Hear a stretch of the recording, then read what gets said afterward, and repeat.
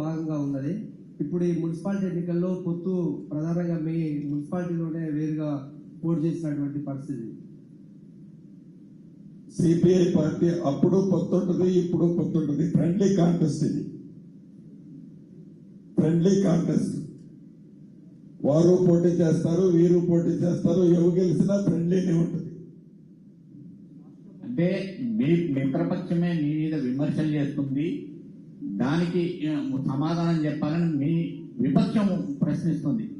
సరే, విపక్షం వారి పద్ధతిలో, విపక్ష పద్ధతిలో కొట్లాడుకోవచ్చు. మిత్రపక్షం గురించి వాళ్ళు మాట్లాడితే దీంట్లో ఏంటో వారి లాభం, వారి లబ్ధి ఏంటో, వారికి వచ్చేదేంటో. వాళ్ళు నిన్న సిపిఐ నారాయణ కూడా చెప్పారు కదా సార్, తల్లిపాలకు పోతపాలకు మధ్యన యుద్ధం. సరే, ఆ సబ్జెక్టు నేను అనేది మనం మెయిన్ ఏజెండా డైవర్ట్ అయిపోతుంది. మీకు మున్సిపాలిటీ ఎన్నికల్లో మీ పార్టీకి ఎందుకు ఓటేయాలి? ప్రతిపక్ష వాళ్ళు పార్టీ కార్డులని ప్రచారం చేస్తున్నారు.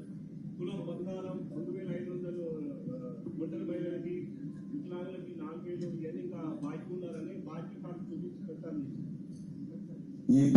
ఈ పార్టీకి ఎందుకు ఓటు వేయాలన్నది ఇందాక నేను చెప్పిన 25 ఎందుకు వేయాలి అడిగే రైట్ మాకు ఎందుకుందో నేను స్పష్టంగా చెప్పాను. మేము చెప్పినవి కొన్ని చేయని అన్నది నిజం, చేస్తామని కూడా చెప్తున్నాం.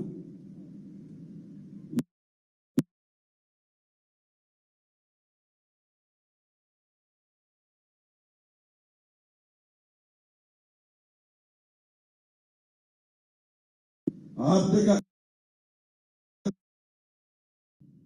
స్ట్రీట్ లైన్ చేస్తూ